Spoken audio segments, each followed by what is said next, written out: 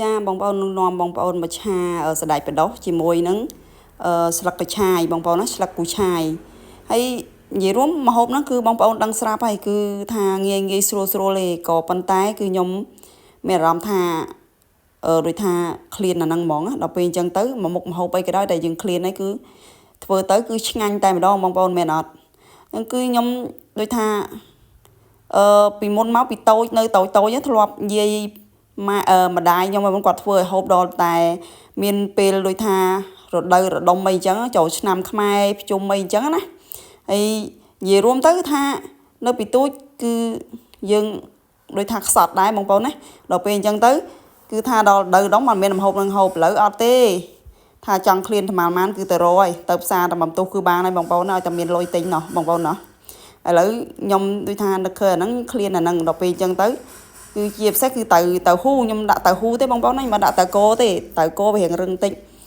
ហើយអញ្ចឹងយើងពងមកក្រៀមទៅឥឡូវយើងដាក់ខ្ទឹមរំលីងយើងដាក់ទឹកត្រីមួយចុងស្លាបព្រាទៅរួចហើយក៏ដាក់សាច់ជ្រូកចូលខ្ញុំប្រើសាច់ជ្រូក3ជាន់បងប្អូនណាប៉ុន្តែ3ជាន់ហ្នឹងវាសាច់ច្រើនគឺខ្ញុំអត់សូវយកខ្លាញ់ប៉ុន្មានទេគឺសាច់ច្រើនហើយបន្ទាប់មកក៏ខ្ញុំមានឈាមជ្រូកដែរបងប្អូនណាគឺយើងហាន់ដុំមូលដុំទៅដល់ពេលហើយយើងក៏ចាក់ឈាមជ្រូកចូលហើយអញ្ចឹងយើងក៏ដាក់ទៅគោចូលតែម្ដងយើងអត់ទាន់ដាក់គ្រឿងអីទៀតទេយើងដាក់រំលីងវាឲ្យសព្វតិចសិនឲ្យទន់ទៅគោតិចសិនទៅណាហើយបន្ទាប់មកយើងក៏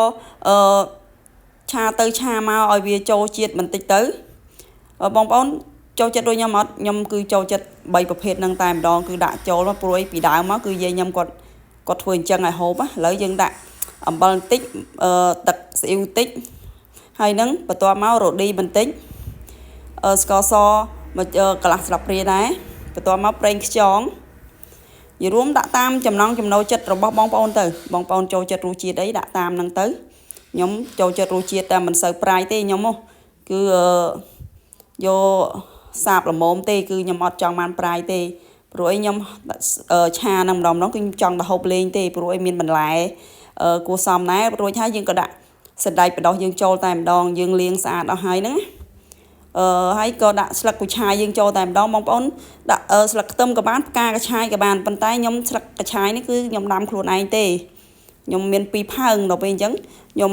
កាត់វាមកដើម្បីវាលាស់សារថ្មីអញ្ចឹងបងប្អូនណាហើយរបស់ធម្មជាតិរបស់យើងចាំបាច់ទៅរកអត់ធម្មជាតិអីបងប្អូនណោះយើងដាក់អាធម្មជាតិរបស់យើងតែម្ដងទៅយើងក៏ឆាច្បល់វាមករួចហើយខ្ញុំក៏ដាក់ទឹកបន្តិចទៅសំខាន់គឺខ្ញុំប្រាប់ថាគឺសណ្តែកប្រុសយើងឆាកុំឲ្យរលួយបងប្អូនណាឥឡូវខ្ញុំស្ទើរខ្ញុំក៏ដាក់ថែមស្ករបន្តិចអំបិលបន្តិចរ៉ូឌីបន្តិចទៀតនឹងសម្រាប់ខ្ញុំគឺប៉ុណ្ណឹងរួចរាល់អស់ហើយខ្ញុំបញ្ជាក់ឲ្យគឺសណ្តែកប្រុសកុំឲ្យរលួយបងប្អូនគឺអត់ឆ្ងាញ់ទេគឺឆានៅច្រប់លើរៀងស្រស់គឺមិនឆ្ងាញ់ទេបងប្អូនអានឹងសម្រាប់ខ្ញុំ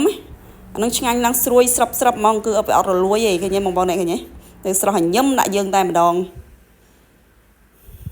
ឥឡូវរួចរាល់អស់ហើយខ្ញុំក៏ដួសដាក់ចានមកគឺទំដងទេបងប្អូនទាំងអស់គ្នាម្ហូបងាយម្ហូបសាមញ្ញទេក៏ប៉ុន្តែធ្វើឲ្យយើងហូបទៅមានសេចក្តីសុខក៏ព្រោះតែយើងនឹងវាចង់ហូបណាបងប្អូនឥឡូវជួយហូបជាមួយខ្ញុំទាំងអស់គ្នាដូចខ្ញុំបញ្ជាក់ចឹងគឺខ្ញុំអត់ឆាយកប្រៃទេគឺខ្ញុំជួយឆាយកសាបល្មមសម្រាប់ខ្ញុំនេះចង់ហូបលេងអញ្ចឹងបងប្អូនណាតែខ្ញុំដួសមួយចានហ្នឹងគឺនៅផែនមួយចានហ្នឹងទៀតអញ្ចឹងវាអត់អស់ទេឥឡូវវីដេអូខ្ញុំចុងក្រោយបងប្អូនណាអត់មានអីច្រើនទេគ្រាន់ប្រាប់ថាសូមអរគុណចំពោះបងប្អូនដែលជួយ like ជួយ share page និងជួយ follow page ជួយ subscribe channel YouTube ខ្ញុំកន្លងមកចាអរគុណច្រើនមានអ្វីថ្លៃម្ដងគុណទេអរគុណច្រើនជម្រាបលា